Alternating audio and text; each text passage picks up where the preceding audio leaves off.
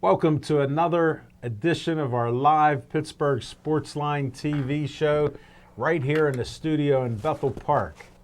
I'm Al Levine, the talking machine. Smoking Jim Frazier's still on mend. I don't know what's wrong with him. A couple people have cited him in a couple areas. I won't talk about that, but don't mention that he was seen at the Rivers Casino.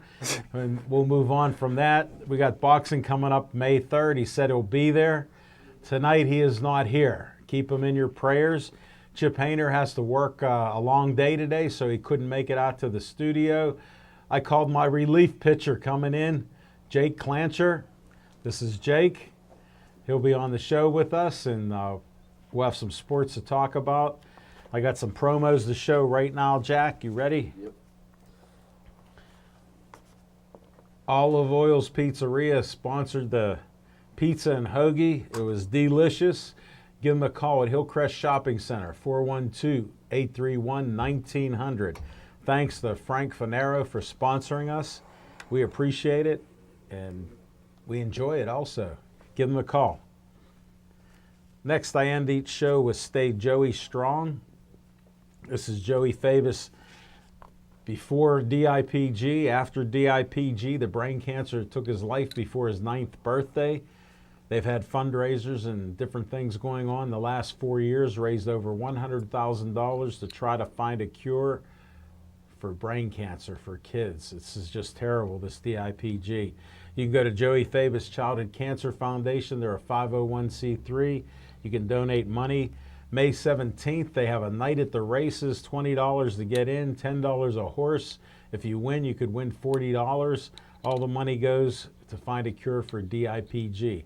Check it out and check out other events that they have coming up.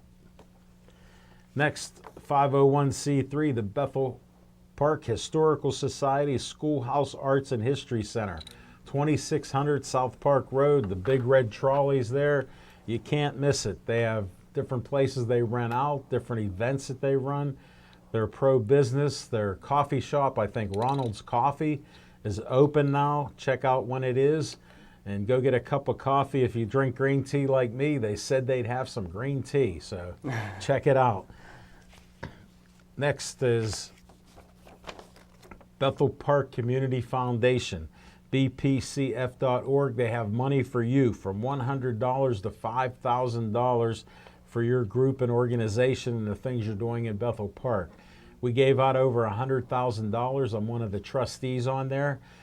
Go get an application and come out there to one of our meetings and present your case why your group needs money.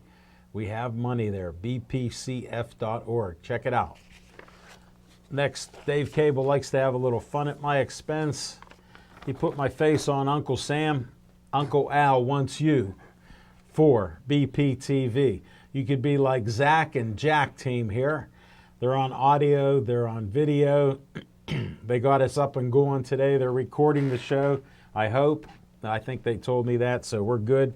You can give a call, 412-831-3304.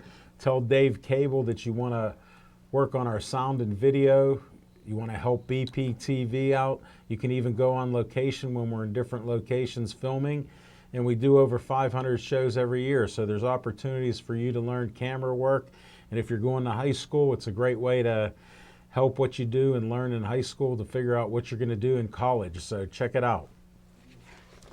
All right, first segment we do is What's on Your Mind. It's sponsored by Skeets Lewandowski of Skeets Service Station, right past Trax Farm in Mineral Beach.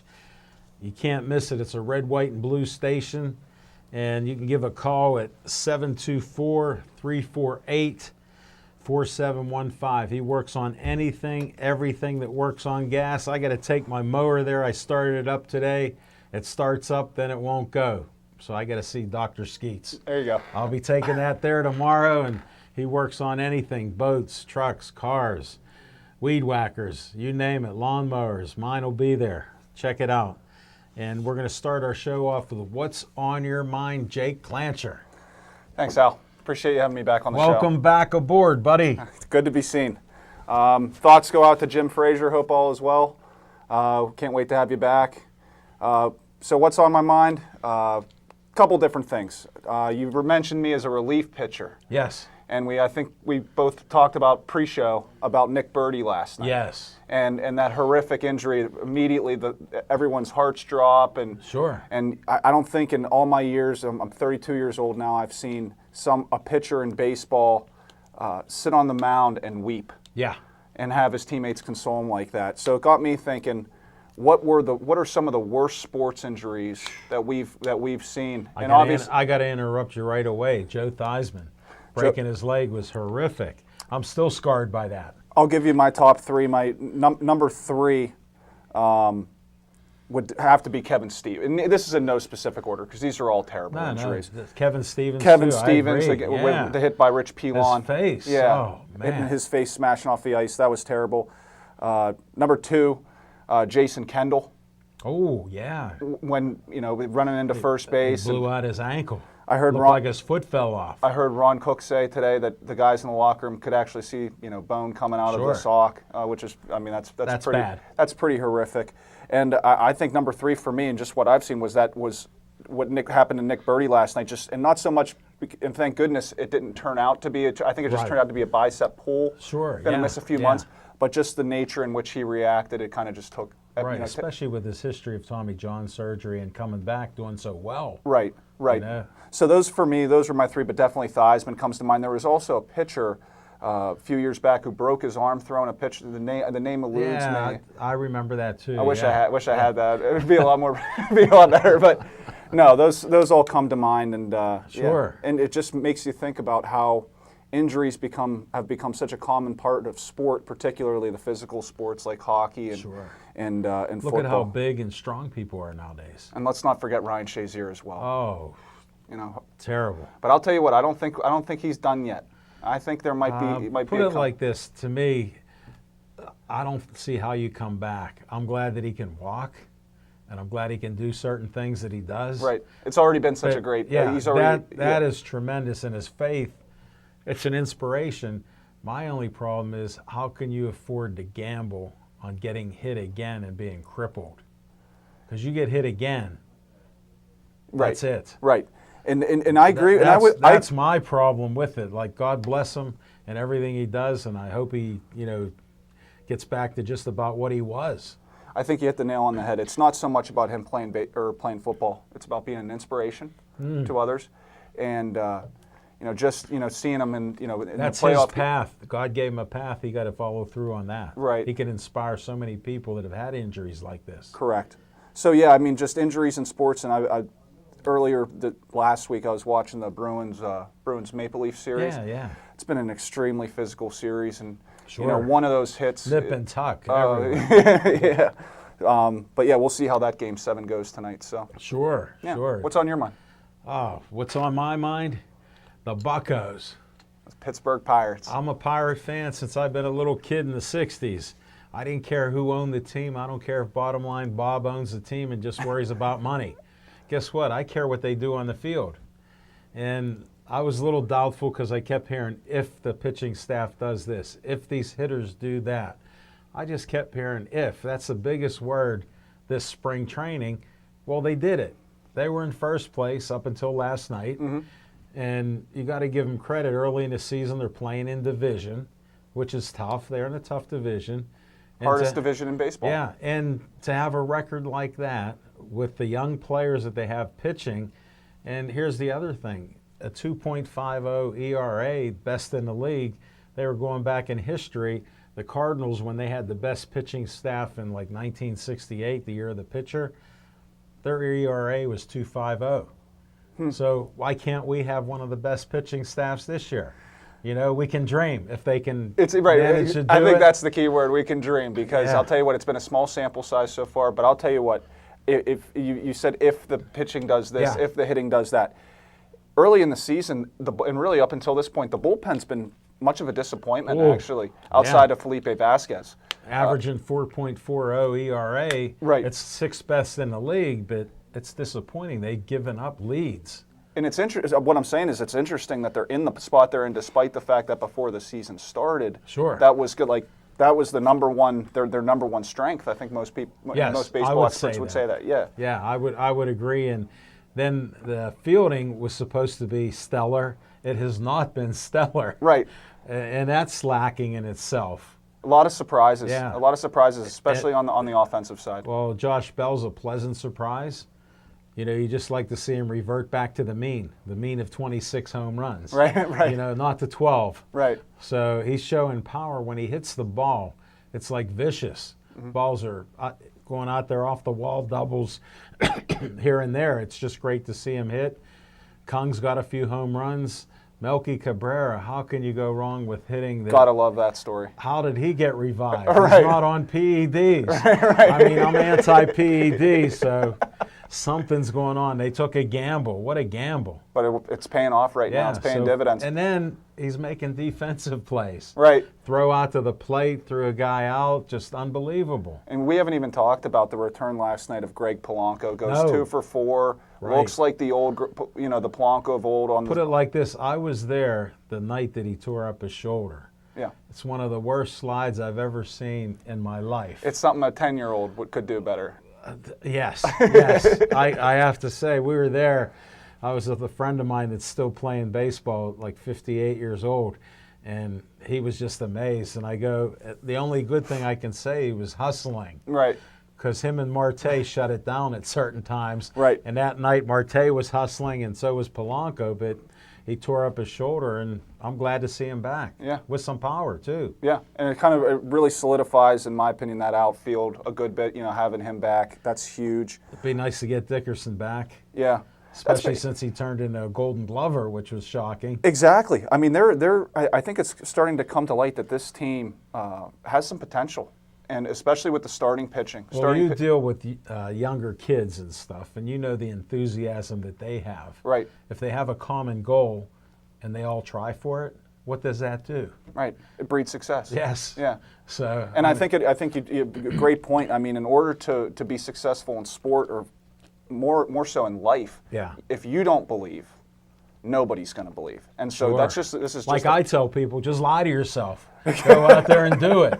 I know I can do it. You never did it, just go do it. Exactly. And that's what's happening. And that's what we're seeing before our very eyes. So it's just great to see the Buccos off to a great start, like you No, said. it's some fun. I enjoy the games.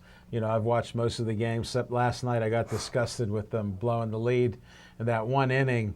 I watched that whole inning, and it was terrible. And how do you not have your foot on home plate when you're a catcher? Right. What are you doing coming out to get the ball? The pitcher can get that ball. I heard that Arizona has beaten Pittsburgh in Pittsburgh every game since I believe it's May 2017. It's 7 games in a Seven row, in a row, I think. yeah. So that has to stop. Right. We have enough of that. But that's what's on my mind. We're going to come back, and we don't have trivia time. We don't have Fiction and Fact from Smoking Jim's Almanac. We'll have On Location, but we're going to come back to Jake Clancher and learn about what he does in life at this stage of his career.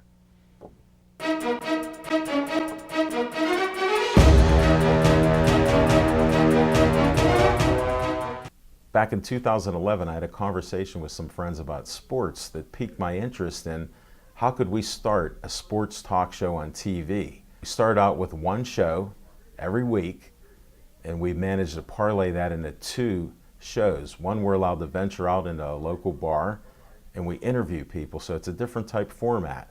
We actually have interviewed over 250 people since 2013. And we've been doing this almost 3 years in the Bethel Park area. And it's just so fantastic to be able to talk sports, because I have that passion for it, 2 times a week. If you are passionate about something that you would like to share with the community, I encourage you to come to BPTV and produce a show like I do. I'm Al Levine, volunteer producer of Pittsburgh Sportsline on BPTV.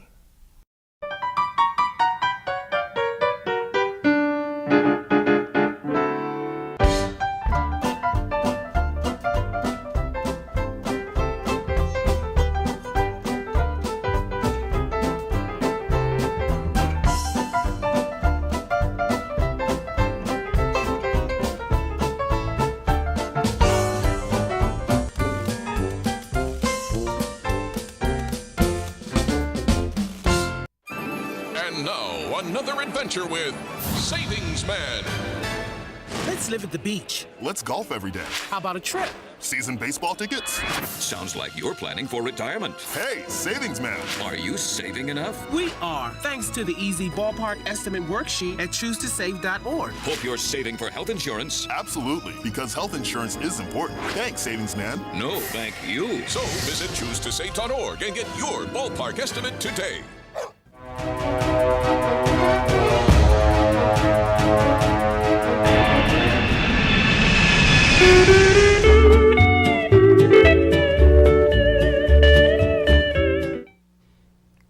All right, we're going to find out about Jake. What do you do between 9 and 5? Well, Talking Machine, 9 to 5. I run my own financial practice through the Northwestern Mutual Broker dealership. It's been a great business. Really enjoy doing that, helping people secure their financial needs, which, as our studies have shown, about 1% of Americans are currently saving, which is amazing. That leaves an opportunity of 99 percentile. That's what I'm saying. That's what I'm saying. As of right now, it's a good business to be in, but more importantly, it's again about helping people and secure Sure. everything else and their families. On the weekends, spend my time at the ice rinks. It's been busy lately. We just finished up with USA Hockey Nationals. How did that go? It was for Pittsburgh hockey. It was excellent. The U16 boys, who I actually work with, a few of them independently. Yeah, Nice. They just won the national championship over the Yale Bulldogs, which is an independent prep school all-star team. They beat them Great. 2-1 out in Michigan, and also to the U14 girls team, coached by one of my good friends, Lauren Binney. Go girls. Go girls! So. It's only the second men's national championship. You got to be kidding. In Tier 1 Pittsburgh hockey history. The second. Only the second, and first at U16, which is really a U16 is the most highly look at that. It's the most highly scouted. It's the most highly scouted age of really? any. Yeah, and So they're future NHLers. Possibly.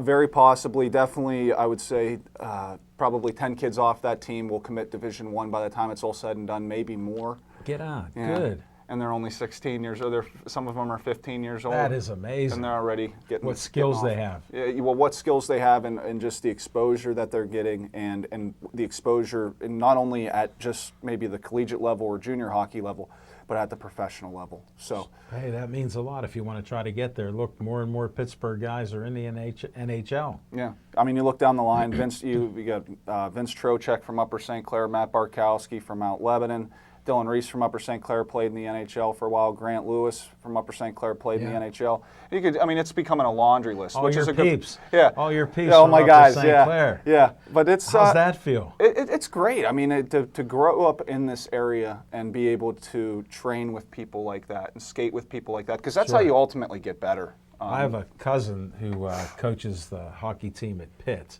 Stuart Rulnick. And Okay. He's been involved with hockey for years. Yeah. Helped little kids all the way up. And we went to watch a game a couple years ago that he was coaching. Just amazing at the skill of players. Yeah, and actually, Alan, it's funny. It's interesting you say that because it's become such a big sport in this area that it's Thanks become to Mario. Thanks to Mario, but it's become an amazingly huge business Look as at the well. rinks that are up. Right.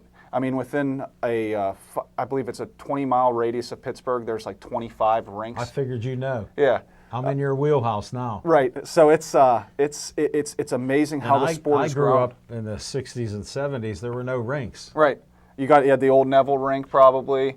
Now, they were like few and far between. Right. It was. Yeah. Until Mount Lebanon became the Penguins practice Right. rink. In the 70s, we had kids on hockey teams, and they were talking about ice time and where they had to go to play, and it was just crazy. Yeah. And it was actually back then it was so overbooked that teams you'd have youth teams practicing at 2, 3 in the morning. At 3, 4 in the morning Yeah. is their time. Right.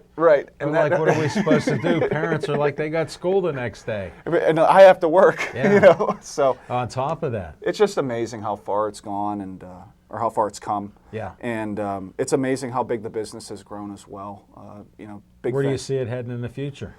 It's interesting because there's a complex situation with the team that won the Tier 1 national championship, the Pittsburgh Penguins Elite. Sure. They have a partnership with UPMC, It's going to be interesting to see how that, because as we've seen in the news, we've Sure. heard about their basically their status as a 501c3. Right. You know, and if that gets revoked, hard to say. As long as they keep that, I don't see any reason for a change, and Yeah. the sky's the limit.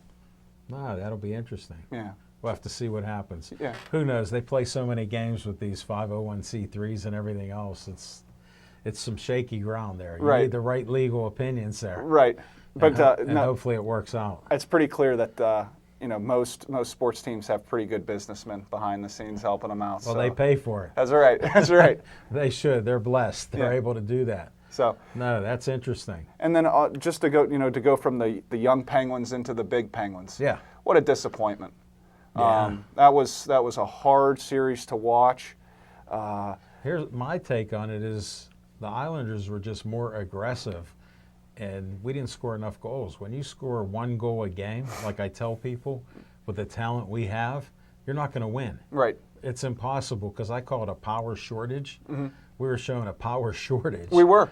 Because with the talent alone, just making a mistake shot on goal is going to be a goal. Right. And then we didn't have that. 100%. And I always tell the players that I coach and I scout, people ask me, what do I look for? Number one thing is you have to be able to skate. To make it at a high level, you have to be a great skater. Right. Number two, you have to have a brain. You have to know the game. You can't be forcing pucks, and you have to play your position. And then look at this pinching that they're pinching on guys and letting guys make breaks, It's 2 on none, And talking machine. It was brutal. Yeah, right. It was brutal.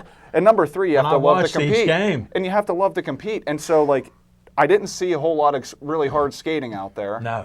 I didn't see a whole lot of real intelligent decision making. No, and some of these are the smartest guys. They talked about in interviews before the series, Right. what they had to do, and guess what? They're giving up the puck. Yeah, one of my buddies, we were having an adult beverage, and he asked me, Jake, what do the Penguins have to do to win the series? And to me, it was very simple. As long as they compete, and as long as the defensemen don't make the wrong error at the wrong Stupid time. mistakes, Stupid yeah. mistakes. It's Yeah. not to say you can't get beat, because everyone gets beat from time to time. But But just like this, it's the nature of the beast. I mean, game Yeah. one, Letang makes the critical error.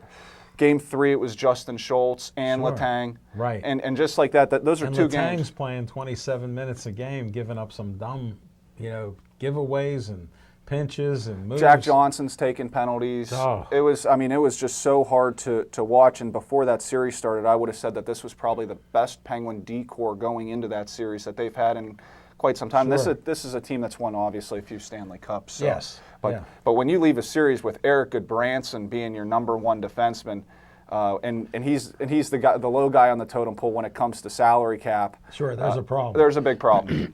No, I saw that. It was so disappointing to me watching. I'm a big Penguin fan, and it was just disappointment after disappointment. Yeah. I mean, really. I'm like, why aren't they playing? Why aren't we taking it to them where the Islanders were taking it to us? They were the aggressors. Yeah, and I would just say it was really more a matter of hunger.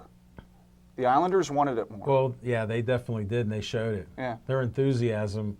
There were like 5-6 minutes that they're controlling the puck. Right. Even if it's in their own end, our end, they just had it. We didn't have it. And after the series, I thought it was interesting. You listened to some of the interviews in the locker room, the closing interviews, and the Penguin players are actually just coming out and saying straight up, the Islanders wanted it more than we did. Sure. And I can't believe that you would be a hockey player and actually, I mean, it's one thing to think that and not say it To say it out loud. but to say it out loud in a city like ours, hey, Well, you can lose in our city, Yeah. but you got to compete. But here's the problem you have. Winning 2 cups and winning 3 like some of them have, Sense of complacency. put it like this, what more do you've already climbed the mountain 3 times. Right. Their sense of accomplishment's already off the charts for most. Right. And But that's not how do enough. How do you get up again for that? Right. And I agree. And I think you just ran into a team that's never climbed the mountain. No. Penguins have played a lot of hockey over the last 3 years. Sure. And it just kind of caught up with them. But to me, it's become excuses because shoot the puck. You got the best skilled players. They kept a core group of guys. Yes, they are getting older, but they're your age. Right. I mean, they should still be in. They should still have another couple years. They still got some juice in the tank. Yeah, that's what I'm thinking. Just if they get fired up. Right, and going back, you make a great point there about the the complacency and the accomplishment, because if you look at the Penguins salary cap books right now, there's not a whole lot they can do there. No. And so we're basically looking at a situation outside of maybe one or two small-time deals, maybe bringing up someone like a Ted Bluger or someone like that. They're going to have a hard time getting rid of some of these contracts. Sure. Well, they're going to have to take less value. Right, or take significantly Think less about value. it. Yeah. If you're trying to cut a $4 or $5 million contract, and you take a guy that's not even comparable, that's what's going to happen. I mean, you got Common sense got to come up. Chris Letang is making $7.1 million. Kessel's due to make in the mid-sixes. I mean, that right there, that's... I can't see Kessel staying. I don't know how you could keep him at this point. And so there's going to have to be some sort of drastic move. And Hornquist, since his concussions, If I were Pat Hornquist, I'm starting to think about maybe it's time to... put it like this, there's nothing in the tank, it's looking like. Well, and he's got a family too. Yeah. And he's had a significant amount of concussions here in the last 2-3 years. Sure, the last couple years, it's not good. It's scary. Yeah, It's and scary. it does affect people different ways. Look at Sid when he had his whiplash and neck problems and concussion there. Right. How it took him over a year or so to get back. Well, and I think you know as well, from my background at least, there's a life after sports. And You're finding that out now. I'm living it right now. Yeah. So, and I'm 32 years old. So Right. I'm right around the same age as a lot of that core group. And Definitely. And they got to keep that in the back of their mind that they're going to have families to worry about after hockey. Sure. There's going to be probably a profession, a secondary profession. So or all things to something. consider. Yeah. And they've made millions. That's the other thing. You win these cups, you got millions. Right. I mean, think about it. Human nature, you're going to relax a little bit. Yeah, a little bit. Yeah. I'm not saying you're retired. I'm just saying at some point they will circle back and Not yet. but not right away. That's what we look at for it. But yeah, no, nothing but disappointment. But I'm hopeful for next year that somehow the goals will come about in bunches again. Yeah. The scoring, like Malkin was like minus 27. Yeah. I can't even imagine it, yet he was averaging a point a game. It's a very capable group. Yeah. So they're just off a little bit. Right. And I think And that's between winning and losing, too. it's intangibles like compete level. The compete level just wasn't there. Sure. And that I think that at the end of the day and is since they mentioned it, guess what? If it's on your mind and you can mention it, there's a problem. Right. It's disappointing. Yeah. It's very disappointing. Yeah. And not to switch fields with you, but I wanted to ask you too. Did you get a chance to watch the Masters? I did, because I'm not a big golf fan, but I got piqued by seeing Tiger Woods like creeping up along there. Right. So the last day of it, I was watching it, and I was just amazed at his skill set, him coming back from all the problems that he had, let alone mental, physical. And my dad used to love him, so my dad's looking down from heaven going, "Go Tiger." There you I go. could just hear my dad saying, "That's my boy Tiger." That was touching. And it that was a touching moment. It Him with truly his was. kids there. Yeah. That was a great That's moment. some special moment for his kids to actually witness him winning another major. Right. And Yeah. everyone thought he was done. And one thing I think we can both agree on is the media, the general sports media, loves to build guys up. And for a time there, he was as big as they And came. they're great at tearing them down. And then they love to tear him down. And Look then, at my hero, and then, Babe and then, Ruth. And then bring him back Look up. at my hero, Babe Ruth. Right. And then bring A him back. legend. And then bring him back up. Right. Yeah. And it was a very. I thought it just an awesome sports moment. Yeah, and just his shots were unbelievable. Yeah. You could tell the focus that he had. That's the difference. Look like me out between- there, Al.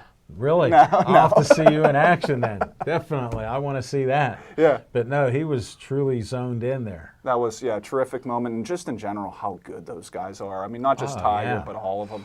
The touch on the ball is Some of the putts some of them were making, some of the shots they were making, unbelievable. I believe I don't remember who actually made the putt, but the longest putt ever in history at the course was that weekend. It was I think I saw that. It was yeah. like a 70-yard. 70-some yard. Yeah, I was like, oh my goodness, like wow. How do you even do it? And it's moving. Right, yeah, it's cutting left. It's like a video game. Yeah, and the guys up in the booth are saying it'll cut left up here, and you're like, here it goes. Yeah. Dropped right in the hole. So what are you thinking for the Steelers for draft time, Al? Put it like this, I don't think they're going to get the Bushes. You don't think so? No, because they'll be gone by maybe the 11th round, they're saying.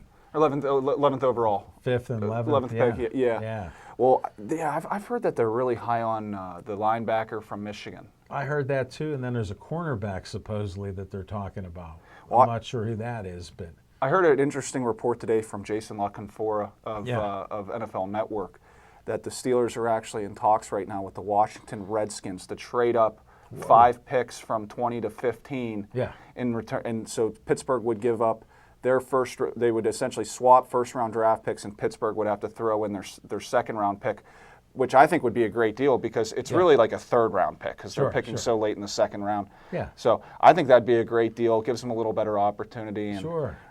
Hey, they did it when they got Troy. I'm hoping for one of the tight ends from Iowa. I think would be a Oh, great okay. pick. Which they have 2 Yeah. first-round picks coming out of there, which is Sure. I mean that's amazing. I know that in itself is big. Right. And then you got the cornerback out of Washington would be great, I think. Right. And then also Bush, the linebacker that we talked about Yeah, from Michigan. it's going to be hard to get Bush because other teams are sniffing around there. You know, it's not a secret they're good players. Right.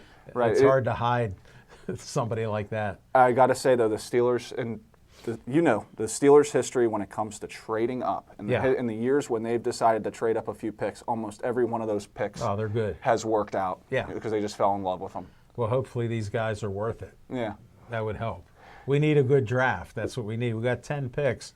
It's the first time since 2010 that we've had 10 picks in the draft. Right. So we need some quality there. And we're looking up at the favorite Cleveland Browns to win the division. It's I mean, all on paper. Come it's on. all, yeah, paper champions. Like Leaf on Flowers used Yeah. to say, paper Yeah. champions. Yeah, because, I mean, you got to prove it. Mayfield might be a leader, but, you know, what's he done? You know, I heard that today was day 1 of mini camp, and apparently Odell Beckham and Le'Veon Bell were both no-shows. Figure that one out. no, I Yeah. can't. I'm surprised. Right, I was shocked too when I heard that. Some things don't change. Look at AB. I don't hear anything. Right, right. So we'll just see what happens. It'll be interesting. How do you think he'll do this year, AB? AB, Yeah. I think he'll have a great year. You think so? Yeah. Okay. Put it like this, if they throw him the ball more than 10, 12 times, he's going to have a ton of catches. Yeah. But when he's getting 3 or 4 catches, it's going to be a problem. I heard LaConfora, if I'm saying that right. You're close. Yeah, it's close enough. He said that Oakland is actually looking into drafting the running back out of Alabama, Oh, get who on. they're saying is a can't miss. And, Wow. and this scout said that, Alabama has some great players. well, always, sure. they're a powerhouse. Yeah. But he was predicting that this guy is going to have 1,700 all-purpose yards his rookie year. Wow. Yeah, so, I mean, I thought the same thing about Eddie Lacy and the same thing about Trent Richardson. So, Yeah. you know, you just never know. You don't know. You never know till they get there. Put it like this, when they got 300-pounders knocking them around, you don't know what's happening there. Right. Yeah. No, my buddy always throws that in my face. That the year when the Steelers drafted Le'Veon Bell out of Michigan State, I said that they should have taken Eddie Lacy. Yeah. And He goes, look at it turned now. it turned out that I was wrong on that one. But Hey, you took a shot. yeah, What I'm the a heck? hockey scout, not a football scout. No, and you proved it. Right. Right. You proved it. Proof's in the pudding. Yeah, exactly. All right, we go next. We got Jake out of the way. Let's go to my segment next.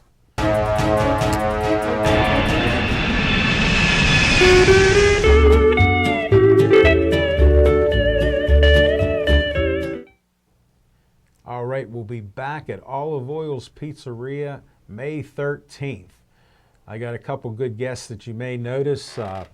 We're looking at Daryl Sammartino, son of Bruno, Larry Richard from KDKA, and Dan Bogan, the dreadlocked DJ, who does ring announcing for MMA and boxing. He'll be there. And I got some boxers from the Bronson House out in Washington, PA. My man Skeets trains 3 young Mexican kids that were on my show last year, and they've had some success winning some Golden Gloves, and they have another champion Golden Gloves winner, a girl, so they're going to bring them to my show. So come on out there May 13th, 7:30 to 8:30. Frank Finero at Olive Oil's Pizzeria has different specials there. Jake's been there, and Great pizza. yeah, you can't go wrong with their pizza. He runs some $5 specials every so often, so you may do that on our night there, and we'll have a great segment of guests, and We'll learn more about Bruno Sammartino. We've tried to have Daryl on a few times, but we haven't connected till May 13th. Be out there for Daryl Sammartino, Larry Richert, Dan Bogan, and the Mexican Young Boxers. We'll have a fun night, I guarantee it. It's always a good show, 1 hour of sports entertainment, local sports people. I like pumping up other people and find out what they do. And it's always inspiring to me what these young kids are out there, you know, boxing and staying off the streets, you know, staying out of trouble. That's a great thing to see. So come out there on location. We're in talks with doing an on-location show in Millville at the old VFW. It's over 100 years old. Jose Caraballo has invited us to do a series of shows out there. I got a call to confirm that we're going to look at June, July, and August doing shows out there in Millville. So you can come on out there. They have food, drinks, and we're going to be doing shows inside a boxing ring. How cool is that? We'll be up in the ring interviewing guests from all walks of life. So it looks like we're going to have some fun doing that. Then stay tuned that the Oaks Theater was so happy with my Sid Bream interview. They called up and said they want me to interview Cyril Wecht, and they gave me 4 dates. I told them I'm available. They're waiting for Cyril Wecht to get back to them. So you'll hear the Talking Machine and Cyril Wecht coming soon. So stay tuned for that. We'll be back with some pirate talk and more.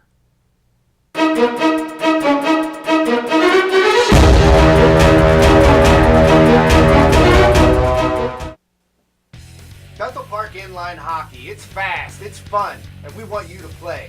Inline hockey is just like ice hockey, but no ice, and significantly less expensive and far less of a time commitment. Way less travel than ice hockey, too. The sport is played on a specialized rink at the Bridgeville Rollerplex, RMU Island Sports Complex, Harmerville's Alpha Arena, Hot Shots Indoor Sports Arena, and the Murraysville Sports Zone. Our teams play in the Pennsylvania Interscholastic Roller Hockey League, or the PIRHL. Each year, teams from elementary, middle, and high school play a 16-game schedule, plus playoffs, from October through March. Practice 1 evening a week and games on Saturdays or Sundays. The sport is recognized by the Bethel Park School District, which means student athletes can earn a letter once they reach high school. We play rivals such as Upper St. Clair, Peters Township, Canemak, Pine Richland, North Hills, and so many more. This is no pickup game. You'll need regulation pads, hockey skates, helmets, and the coolest Hawks uniforms around. 2 refs at every game officiate 3 15-minute periods with a running clock. No icing, no offsides, no checking. But this sport will rock you. Registration is coming up, so check out our website at www.bpinlinehockey.com and sign up soon. Let's play! Hey, it's Christine from Bethel Park Library. I want to tell you about a great fundraiser we have going on. You can take home a print of this cute sloth, painted by local artist Maria Prasic, was inspired by Vivian, the sloth that lives at the National Aviary. The original painting will be housed at the Bethel Park Library forevermore, but you can own a 16 by 20 print for $50. You can purchase it at the Bethel Park Public Library or through the library's website at bethelparklibrary.org.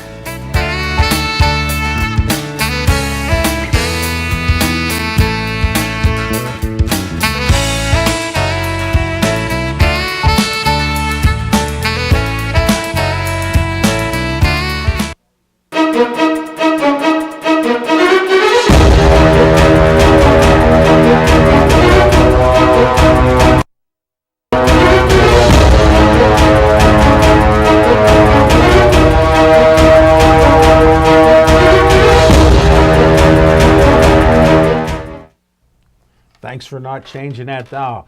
Chief, I hope you're enjoying your dessert. Hope you had a good meal, and you're missing your buddy Chip, but Jake and I will try to cover the Pirates here. First of all, the Pirates have surprised me.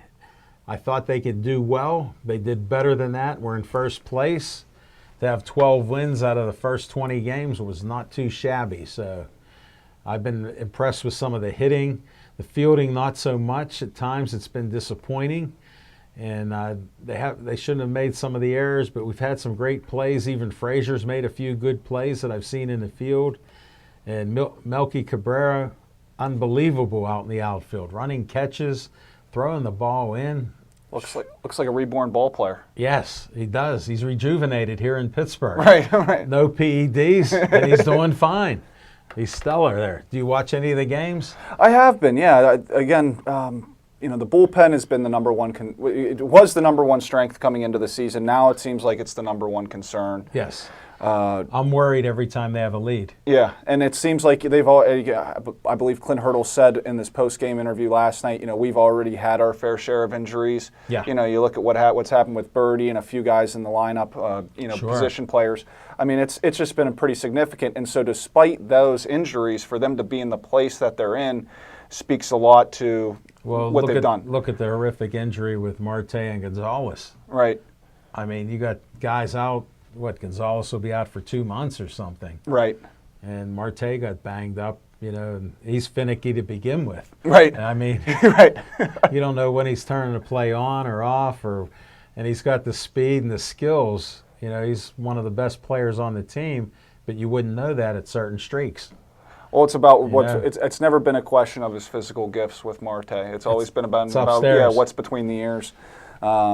But yeah, no, and also the loss of Corey Dickerson. I mean, that's pretty significant. Like you said, Gold Glover last year. Consistent hitter. Consistent hitter. I mean, so not what if he chokes up on the bat? Nah, he's hitting 300. We'll take that. That's all. Yeah, I mean, what really more can you ask for in that situation? And how about this?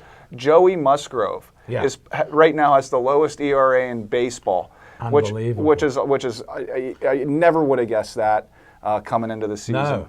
Not at all, and he's a competitor. He's right after these guys. Gave up his first home run of the year the other night. So, starting pitching, very, very little to complain about there. Outside of maybe 2.50 average. Come on, right.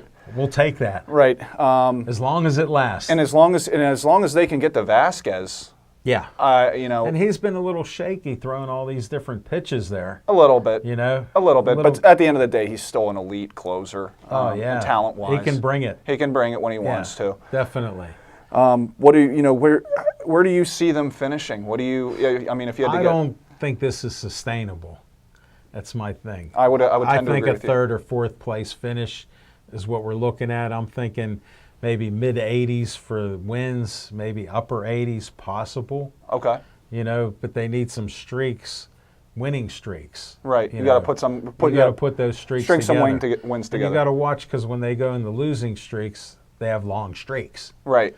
That's what bothers me. Right. Get the streaks on the winning end. Right. Not the short end. Right. You can. Yeah. You got to That's string. where it's a little sketchy there. Yeah. And you've played sports. You know what it's like. Once it gets bad, it gets worse and worse. You got to stop that somewhere. Momentum. Yeah. It's a funny thing in they sports. They lose that mo. And mental, and just the mental aspect and the toll that it takes. It's like quicksand. The more you try to dig out of it, the deeper. The harder you sink. You work at it, the worse it gets. becomes. The worse it gets. It becomes almost a self-fulfilling prophecy. But if they can stay away, I mean, I tend to agree with you, Al. I'm thinking, probably And I'm optimistic. Yeah. Truly, I am optimistic. I believe Las Vegas put the Pirates this year, their win total over/under, I believe, was 77 games. Oh, really? Yeah, That's low. Yeah, which is low, and I think that they'll probably beat that at this point. Yeah. But you're just in such a gauntlet here in the NL Central, and the Cardinals. The Pirates go out and they bring back Jung Ho Gong. The Cardinals go out and get Paul Goldschmidt. Yes. How do you compare that? Right, exactly. Let me weigh that. Right, exactly. So, they're playing with a loaded deck in many ways. Well, they're like a machine because they have all the pieces that go in the machine, and it's like, okay, we'll put this one in. Well, and we'll put that one. Well, in. and franchises like Chicago and St. Louis are willing to go out and get those pieces and bring those in. Sure. And here in Pittsburgh, it's pretty clear that ownership is not willing to go out. If we're not getting a youth movement, then we have nothing. Right. I mean, at times it feels like Mr. Nutting is more worried about the upkeep at Seven Springs and Hidden Valley than putting together a quality product on the field. As long as he's pulling in $40-50 million a year in Major League Baseball, he's happy. Right. And I can understand that. I mean, baseball, like all major sports, is a business. Right. But you can't have that action and then expect the fans to not only notice it, but spend their hard-earned dollars to go to the ballpark. Well, we have that happening now that you were down over 1 million fans from a couple years ago. Right. And you're not recouping that. Well, last night's game, I believe they said there were about Ron Cook said there were 9,000 people there, and he was at the game. He said there's no chance there was 9,000 people there. Yeah. It looked more like 900 people. Sure. And sure. so that's alarming for me. Well, that was after that bad inning. Yeah. Well, I mean, they announced No, it. I I'm mean, kidding, it's yeah. in general. No, I'm I mean, kidding. and it's been terrible. Like it's been like outside of day one, opening day, it's been terrible attendance. No, it has been, and you could just see it. Pittsburgh's a front-running town. Oh yeah. You got to admit it. Oh, for we sure, live 100%. here. They're front 100%. runners. It's like restaurants. Newest restaurant out, it's most popular. Yeah. After 6 months, maybe not so. Yeah. It's just how it is, and the people around here are spoiled because we've had great Steelers, great Penguins, great Pirates, and we talk about that history. It's since 1979 since the Pirates won a World Series. Right. Guess what? That's 40 years, folks. It's longer than people think. You weren't even alive. Right. I mean. No disrespect meant. Yeah, I'm with you. And to take it one step further, not to relate it back to hockey, but there was I heard someone today tell me, he goes, this is a Penguin town. This is not a hockey city or a Penguin. This is a Penguin city. So people root for the Penguins, but this is not a hockey city. Right. People like it because it's the Penguins. Go speaking to your whole They're thing. not watching other hockey games. Right. They're not going to. Here's what they're saying.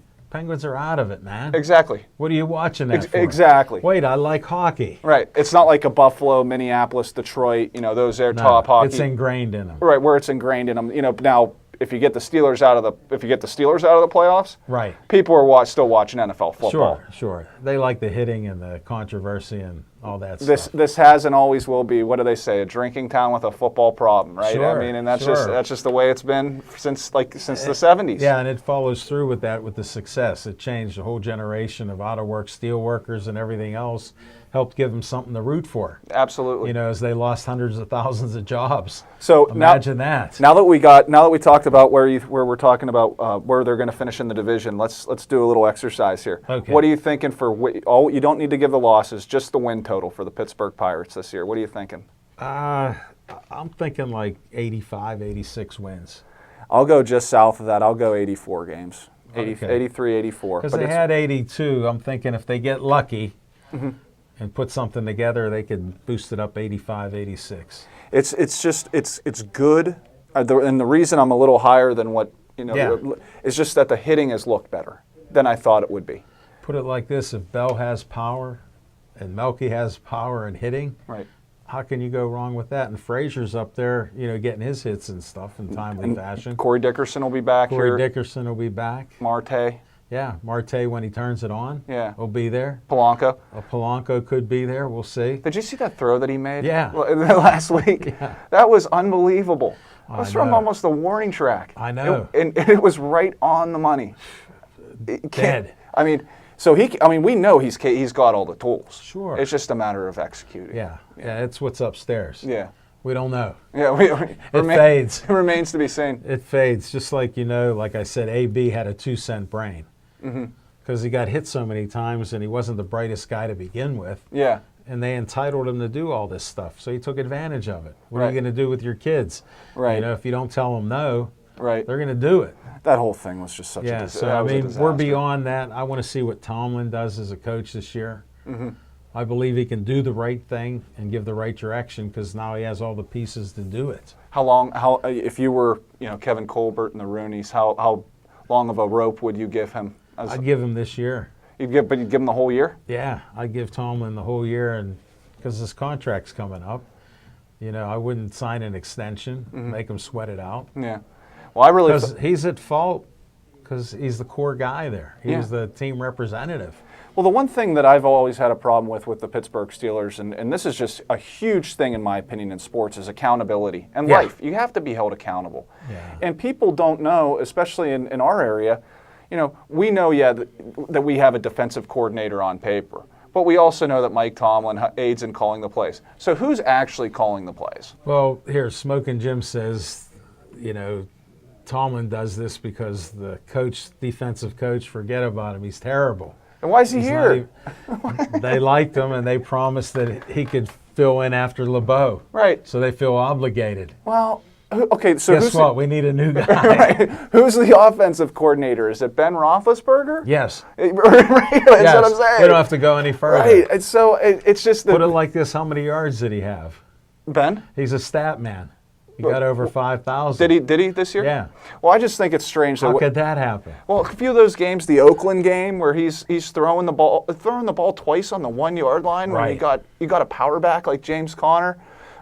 Similar thing happened in the Denver game. Sure. You know, the San Diego game, another one. That's 3 games. The Steelers win one of those.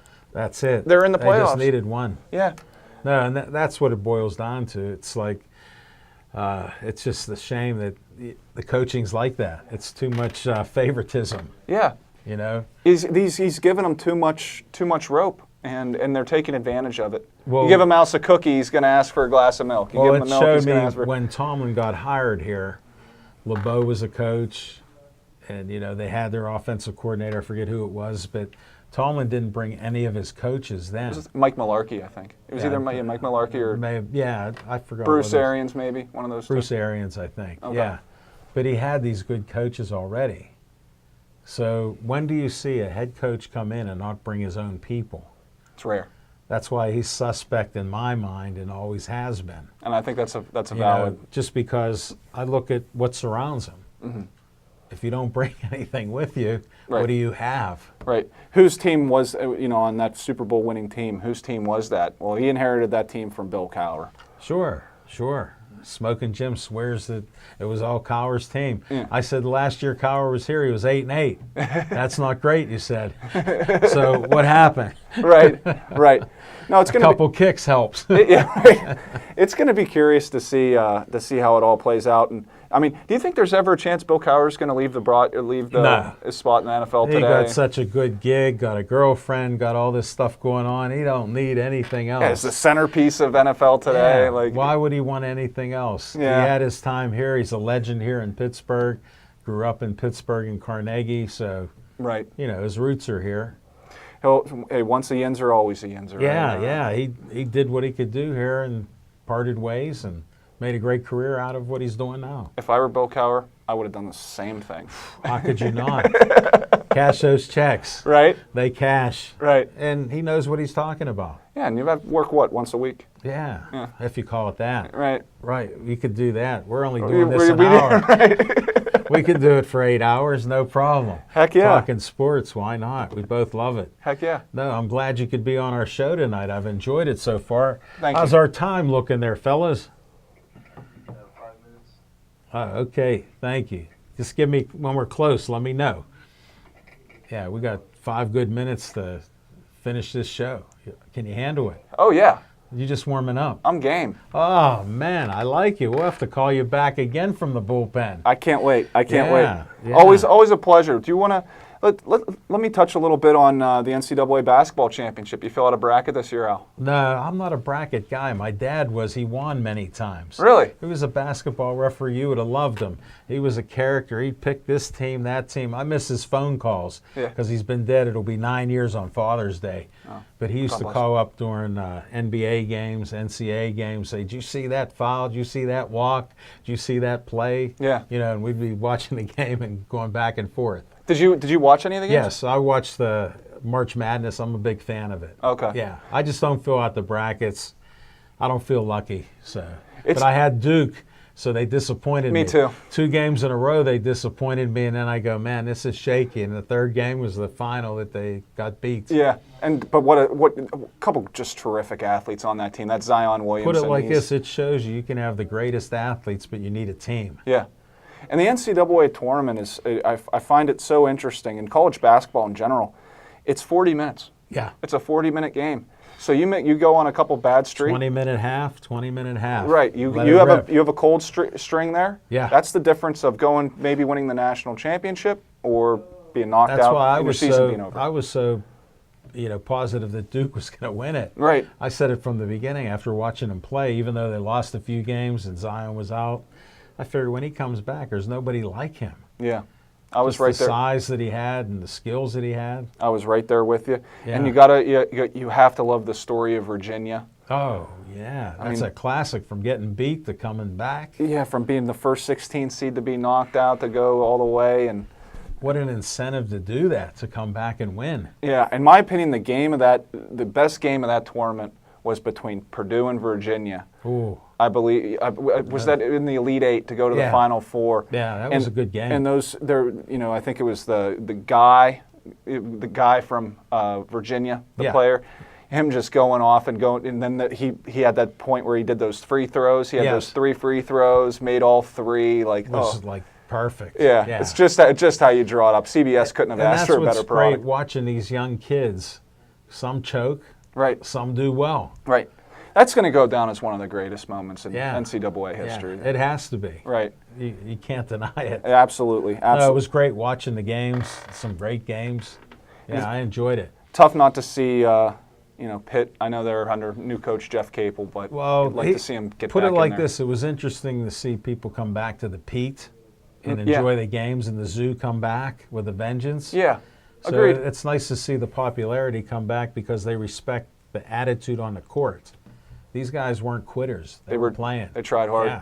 And I think that a big part of what happened last year was that the team just gave up on Kevin Stallings. They just didn't want to play for him anymore. Put it like this: there's no way they could play for him with the way he was operating, what plays he was calling. They were disagreeing with it. There's too much dissension on there. And Right. He had a young team. Right.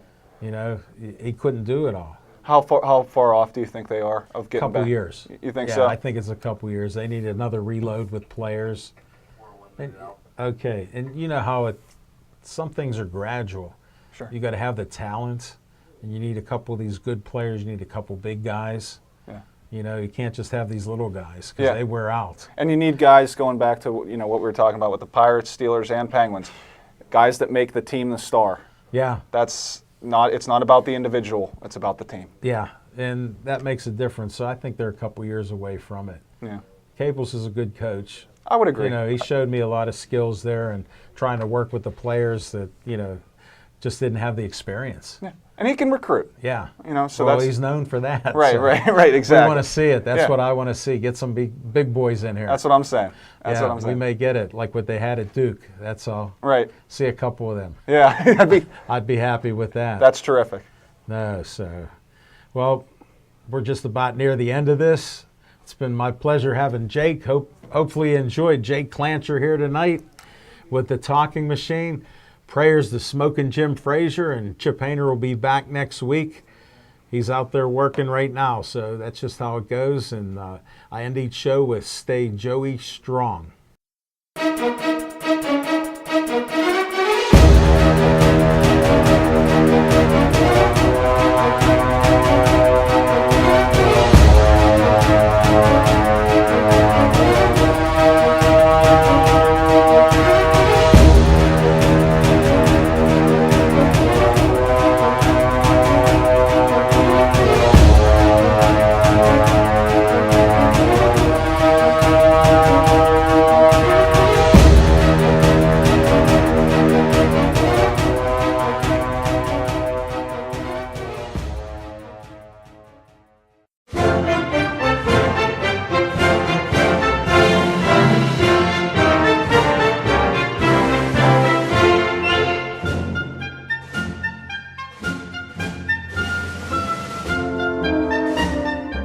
Hi, Bethel Park.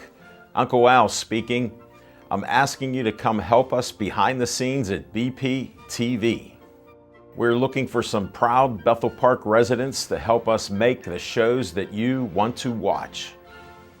For more information, contact Station Director Dave Cable, and we will see you behind the cameras at BP TV.